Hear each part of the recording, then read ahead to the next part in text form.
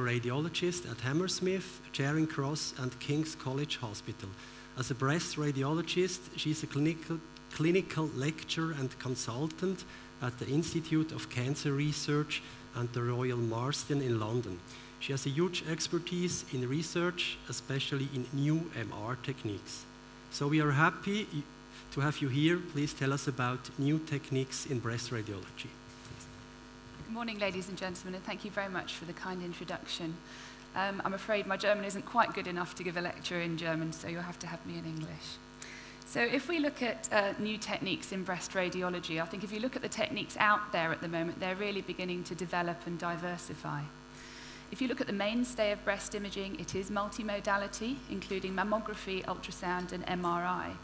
And so the way I thought I'd approach this today is look at some different areas within each of these modalities where I think some of the most novel advances are currently being made, and some of the areas that I think have the most potential for development in the future.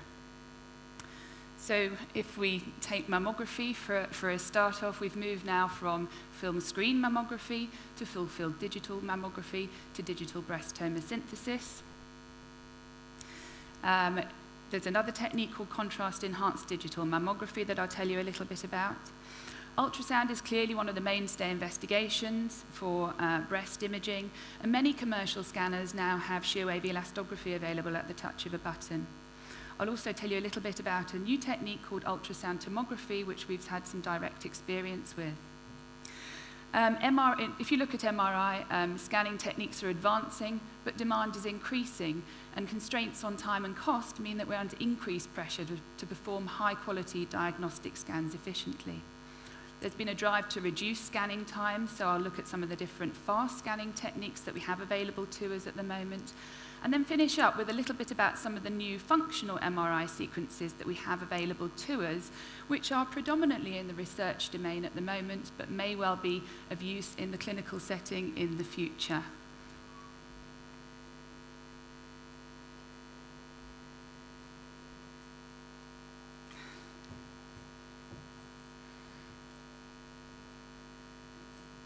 We'll start again because I've got some pictures to show you, so it's difficult to talk without the pictures.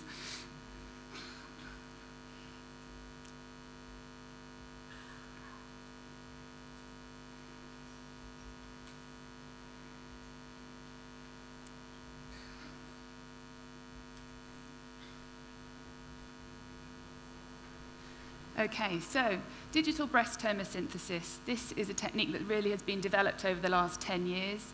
And it improves on standard mammography because it lets us see things that we would otherwise miss. We know that full-field digital mammography can fail to detect up to 30% of cancers, and DBT improves on this by removing some of the overlapping structures. So you see on this mammogram here, no obvious abnormality really jumping out at you, but if you look at the tomosynthesis slice taken halfway through the breast, you see the small little spiculate cancer there, which is clearly visible. This is a high-grade tumor, and in fact the node here ended up being positive as well. So DBT works by eliminating overlapping structures because it takes away that fibroglandular tissue. You can see the lesions better, you get better delineation of the lesion margins, so you can characterize lesions better. And because you're more confident in what you're seeing, you can reduce the false positive rate. This is particularly helpful in people who have dense breasts, as you can imagine, and really the only downside from a radiologist's point of view is the marginal increase in time taken to report these studies. But once you've started to look at tomosynthesis images, you get much faster at looking at them. The acquisition is relatively similar to a standard mammogram. The breast is put in a compression plate, but instead of one single X-ray beam coming down, there's a series of low-dose X-ray beams coming through as the X-ray tube moves in a small acquisition, anywhere between 10 and 25 degrees, depending on what type of machine you're using. And there's been a lot of work by the vendors now to keep the dose low, and in fact the total dose now for a single acquisition is equivalent to full-field digital mammography. And in fact what we do now, we have tomosynthesis in place in our institution. We don't perform a standard mammogram, we just use the tomosynthesis images. We look at the tomo images, and then we look at a synthetic view, which is a combination of those tomo images. So in England, we had the Tommy trial led up by Fiona Gilbert from Cambridge, which showed that using tomosynthesis improved our sensitivity and specificity compared to full-field digital mammography. This is a good paper. If you want to look at it, it reviews the tomosynthesis trials over the last decade.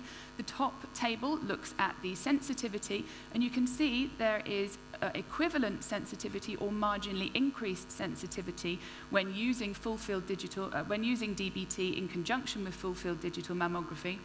And the bottom table here looks at specificity, and we know that DBT improves on specificity in relation to full-field digital mammography, and this translates to a reduction in the recall rate. So I think this technique is becoming more widespread now, and I think in the next decade or so, with good data coming out from more studies, including studies in the screening setting, we may well see tomosynthesis as a primary imaging modality rather than just a plain mammogram. So contrast-enhanced digital mammography is also a relatively new technique, and if you think about it, it's the only other contrast imaging technique for the breast to rival MRI. So we're looking here at neoangiogenesis within the breast. Because it uses X-rays, we have to use an iodine-based contrast, and once that is injected, a series of mammograms are taken. There's a high-energy image, a low-energy image, and then these are subtracted to get what's called an iodine-only image. So I'm very grateful to Elizabeth Morris at Memorial Sloan Kettering for these slides, because she's had some extensive experience with contrast-enhanced mammography. In the UK, there are 2 centres that have this in place at the moment. One is Nottingham and the other is Guy's. So we look forward to some data coming out from there. This is a 45-year-old lady who presented with a mass in her right breast. There's a little bit of subtle asymmetry here. This is the type of image information you're going to get from a contrast-enhanced mammo. You can see that the mass enhances. It's quite subtle. The borders are quite indistinct. And there's this haziness sort of to the back of the breast. This lady's had an MRI, and you can just appreciate the difference in image quality and image information you're getting here. The MRI has better spatial resolution. You can see the peripheral border of the tumor better. It's lobulated. And the breast has a slightly different configuration. Obviously, in mammography, the breast will be compressed. But in MRI, the patient's lying prone on the table, and the breast hangs dependently within the breast coil. However, it's not to say that contrast-enhanced mammography isn't good. This is a very nice study, again from Memorial Sloan Kettering, where they took a group of patients with breast cancer and they did contrast-enhanced mammography and MRI in both of them. Both of the techniques picked up the majority of the tumours, but the most interesting finding from this study was the difference in the false positive findings, because contrast-enhanced mammography was more specific. It only had 2 false positive findings, whereas MRI had 13. And the importance of this lies in the fact that we're doing more MRI than ever now. It picks up a lot of indeterminate areas of enhancement that we often don't know exactly what they are. So the patient ends up coming back for second look ultrasound, often core biopsy. If we can't see it on second look ultrasound, they may even have to go for an MR-guided biopsy. And clearly this is undue anxiety stress for potentially a negative result. So if we've got a technique like contrast-enhanced mammography, which is more specific than MRI, perhaps this may be a viable, cheaper and quicker alternative in the future. So I think we look forward to some more studies coming out looking at contrast-enhanced mammography for lesion detection and characterization, and also assessing response to neoadjuvant chemotherapy. So shear wave elastography is available on many commercial scanners now, as I said, at a touch of a button. And essentially what it does, it evaluates the stiffness of a lesion. So we're looking at 50 kilopascals is generally considered the cutoff between malignant and benign. We know the technique is reproducible, and there are associations of peritumoral stiffness with different prognostic features. I'll just show you a couple of images. These are from Professor Andy Evans in Dundee, who's probably the UK leader in shear wave elastography in the breast. Here we've got a classically appearing fibroadenoma. It's got benign features. This is what you see on B-mode imaging. If you apply the elastogram over the top, what you get is there's a scale up here. Red is going to be stiff tissue, blue is going to be soft tissue, and you can see the majority of this elastogram is very soft. So in the UK, we have this sort of arbitrary cutoff of 26 years old, above which we will biopsy fibroadenomas, below which we won't. And some people now incorporate shear baby elastography into their practice because if it looks like a fibroadenoma, if they've got a soft elastogram, why do we need to biopsy this patient just to prove it's a fibroadenoma? In contrast, here we've got a cancer. On the B-mode imaging, it looks exactly like a cancer. It's taller rather than wide. It's got posterior acoustic shadowing, and it's distorting the surrounding structures. And this is what you see when you put an elastogram on a cancer. You can see there's a significant area of stiffness, but the stiffness doesn't lie within the tumor. It lies adjacent to it in the peritumoral region. Now, the elastogram isn't any great help in this instance because we know that this looks like a cancer on B-mode imaging. But where it potentially would be of use is if you've got an area of indeterminate hypoechogenicity, maybe a slight ultrasound abnormality that you're not sure about, put the elastogram on. If that shows a stiff area, you'd probably be more inclined to biopsy it. Okay, ultrasound tomography. This is a three-dimensional ultrasound imaging technique that we've had some direct experience with. There are several prototype scanners out there at the moment which are being investigated to assess breast density and for lesion detection and characterization. And we were fortunate enough to have a machine on site for a 6-month period where we gathered data primarily on breast density. The technique uses water as a coupling medium for the ultrasound waves, and most of the scanners are built in the same, made up in the same way. This was the scanner that we had on site. You can see it's essentially a modified couch. There's an aperture at the top in which there's a water bath that has water heated to body temperature, and this is changed for every woman that is scanned. And the woman lies prone on the table, and each breast is examined separately.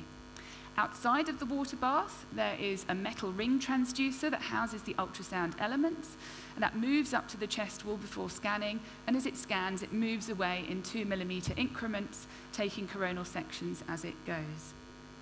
This is the type of reconstructed image you might expect to get. This is the axillary tail, that's a coronal section through it. And here, what the Delphinus people have done is tried to match the ultrasound tomography images with a fat-suppressed MR sequence. The whiter areas in these images represent the amount of fibroglandular tissue, and actually you can see that visually they're very nicely matched. So we did a study. We recruited 50 volunteers to assess breast density with ultrasound tomography and compare it with an MR assessment of breast density. Now, I haven't got time to talk about MR density assessment here. It's safe to say that we used a Dixon technique, which is being proposed now as a more objective measurement of breast density on the assumption that the fat-only and the water-only images you get adequately represent the amount of adipose tissue and fibroglandular tissue within the breast. So these were our results, which we presented at ECR earlier this year, and you can see as the percentage water content of the breast went up, so did the volume average speed of sound, which was the parameter that we were measuring from ultrasound tomography. And we were very surprised. We got a very good match here, an R-squared value of 0.97. So we've shown that ultrasound tomography can give reliable estimates of breast density compared to MRI assessment. And I think where this technique may have use in the future is particularly in assessing younger women, giving an evaluation of breast density that's a potentially cheaper and quicker alternative to MRI, clearly without the need for ionizing radiation. Moving on to MR, many of you have probably heard about these accelerated breast MR protocols following Christiane Kuhl's landmark paper in the Journal of Clinical Oncology a couple of years ago. Essentially, what she did was took a full DCE protocol, and then out of that took 2 images. One was the first post-contrast subtracted image, and one was the maximum intensity projection, or MIP image, which is taken at the end. And they read this in a cohort of just over 400 women with mild or moderate increased risk of developing breast cancer. They had very impressive reading times compared to their full protocol. Perhaps unsurprisingly, they detected cancers with MRI that they didn't detect with mammography and ultrasound. But the most important thing was their negative predictive value, and the specificity of both techniques were equivalent. So we can do shortened protocols without losing out on the specificity. This is a slightly different technique that has been researched by a group in the Netherlands. They've used an angiographic MR sequence called a twist sequence that can be obtained in just over 1.5 minutes. Again, they create successive MIP images. I'll just show you this little video if it works. And they read the cine loop like this, and you can see you get very quick contrast enhancement and very good information regarding that cancer and the metastatic disease in the axilla. Again, they read their standard dynamic contrast enhanced MR data in conjunction with their twist data, and they used a parameter called the maximum slope, and they found that the maximum slope on the twist sequence performed better overall. Right, I'm just going to finish up with a little bit about some of the different functional MRI techniques that we have available to us. We know that MRI is the most sensitive technique for detecting abnormalities within the breast. We know it defines the extent of disease best within the breast. And you can see here why, because we've got beautiful detail on the morphology and enhancement of this tumour in the breast when you compare to the image information you get from mammography and ultrasound, where it doesn't even fit in the field of view. So moving on from this, we have a myriad of different functional MRI sequences that give us more than just a measurement.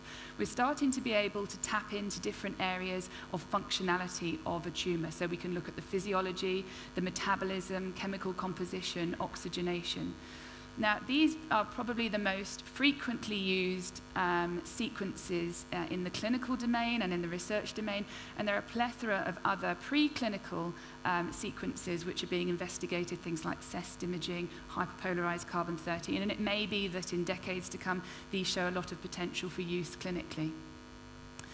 So this is the sort of information we're getting. From our standard MRI, we get a tumour diameter. We can calculate tumour volume if we want to. We can then go on and do time signal intensity curve analysis and get characterization of enhancement. We can then go on and do get further information on vascularity of lesions by doing what's called pharmacokinetic modeling to get these parameters K-trans, KEP, and VE, which really tell us about different how the contrast agent is being distributed within the tissues. Diffusion-weighted imaging is something that you may be more familiar with. Certainly in the UK, many units, and we do this as well, routinely use diffusion-weighted imaging as part of our breast MR protocol. You should get a diffusion-weighted image in 2 to 3 minutes. It's not a great deal of extra time. And it gives additional information on cellularity of lesions. And we can quantify this by getting a parameter called the apparent diffusion coefficient, or ADC. We can get information on metabolism of tumours. We can look at chemical composition, things like choline, lactate, phosphorus. And we can get information on oxygenation within tumours using bold imaging or intrinsic susceptibility weighted MR imaging.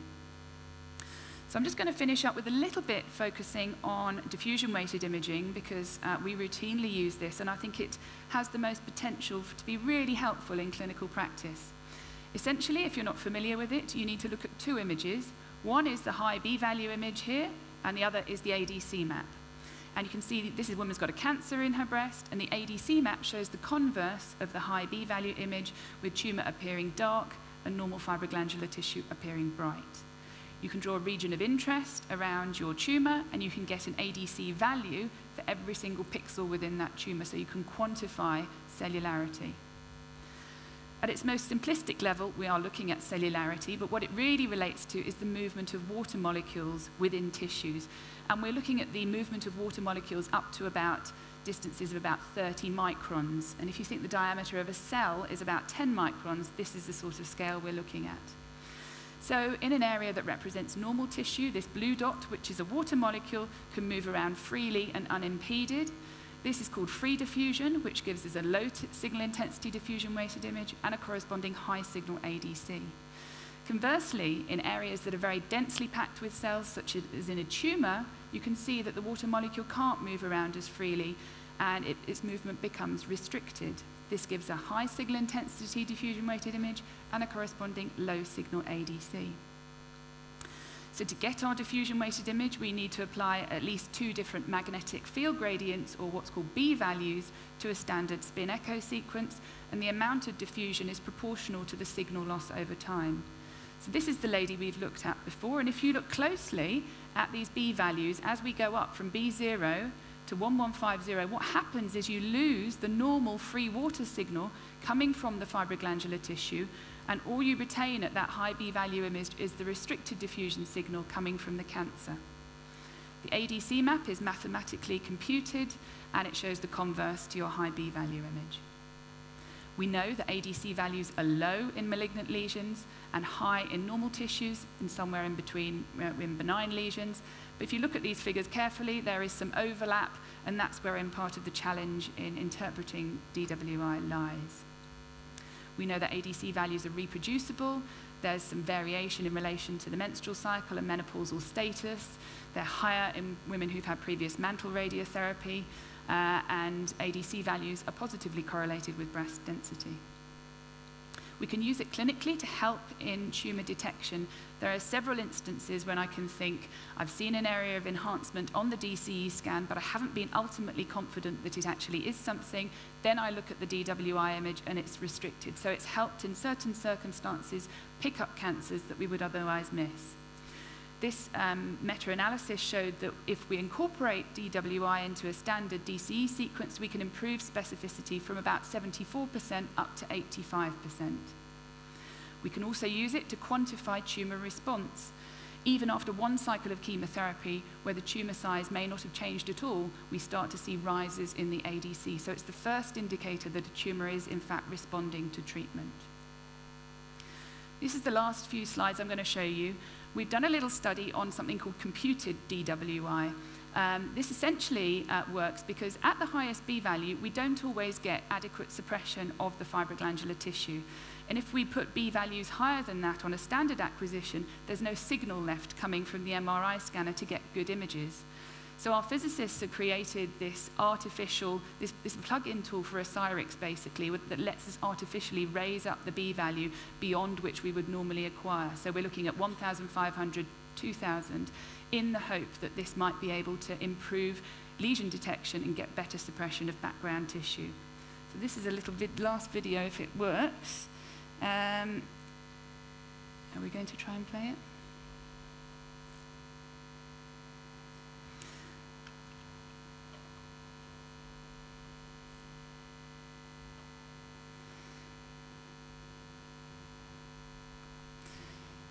Oh, well, if it works, it works. Oh, it is starting to work. So this is the plug-in tool we have for Osirix. Osirix is a very good platform for breast imaging, and it can be used universally. You can see here we're going up to nearly B2000 now, and perhaps I can convince you that's a tumor there in her breast, and we've got better suppression of the background tissue.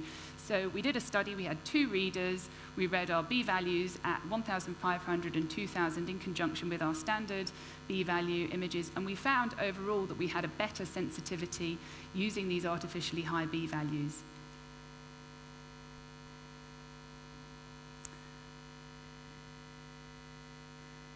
Okay, so hopefully I've given you a little bit of an overview of the areas that I think show the most potential for future development. I'm happy to take any questions.